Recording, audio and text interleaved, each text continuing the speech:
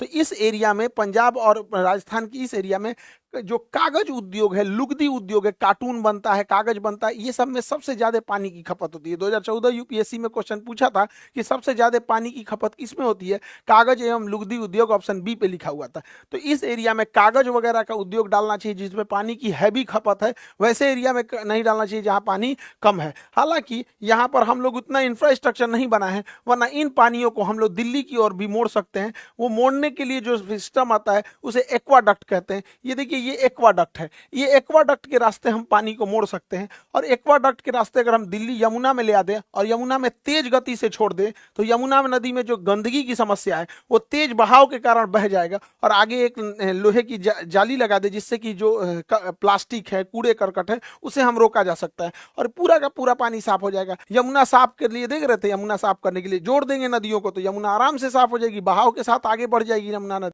पाकिस्तानी सेना सोचती है कि छोटा मोटा एयर स्ट्राइक टाइप की कोई घटना हो जाए जिससे कि पाकिस्तानी सेना का जो जनरल है आसिम मुनीर, वो अपने आप को रेलेवेंट दिखा सके कि हमारी कितनी जरूरत है, वो पाकिस्तान को कितना बचा के रखा है। लेकिन भारत को यहाँ इजराइल जैसे सोचने की जरूरत है। यदि एक भी हमला हो तो बड़ा सटीक हो, पाकिस्तान की कमर तोड़ दिया जाए। पाकिस्तान में जो बिजली घर है, भारत यहाँ से जब हमला करे तो इसके बिजली घर को उड़ा दे जिससे कि बिजली ही ना बन पाए, और जो ग्रिड होता है, ग्रिड जहाँ से बिजली डिस्ट्रीब्यूट होती है, ग्रिड ग्रिड उड़ा दे। अगर बिजली घर और ग्रिड उड़ गया, अगर 10 मिसाइल ग्रिड पे मारो, 10 मिसाइल मार देना यहाँ पे बिजली घर पे, पूरे पाकिस्तान में ब्लैकआउट हो जाएगा, सोचने समझने के टाइम ही नहीं मिलेगा। और इस गर्मी के टाइम पे अगर ब्लैकआउट हुआ यानी पूरी बिजली खत्म हो गई, तो सारे स्कूल बंद हो जाएंगे, कॉलेज बंद हो जाएंगे, railway station, airport, industry, factory, company, दुकान, सारी चीजें ठप हो जाएंगी। उसके बाद जो इसकी ऑयल रिफाइनरी, ऑयल डिपो है, ऑयल डिपो जो है, ऑयल रिफाइनरी है, इसको उड़ा देने के बाद फ्यूल खत्म। जब फ्यूल खत्म हो गया तो ना स्कूटी चलेगा, बाइक, कार, टेम्पू, मोटरसाइकिल, कुछ भी आगे नहीं बढ़ पाएगा।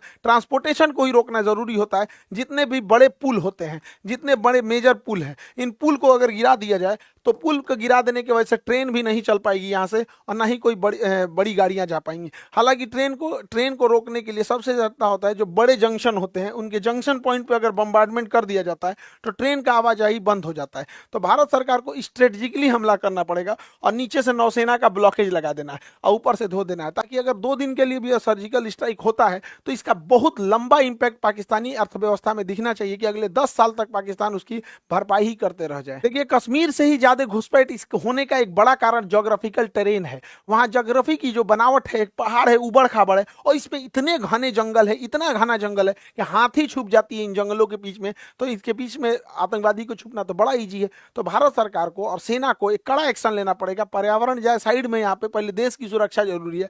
वहां पे जो बॉर्डर का एरिया है लगभग 1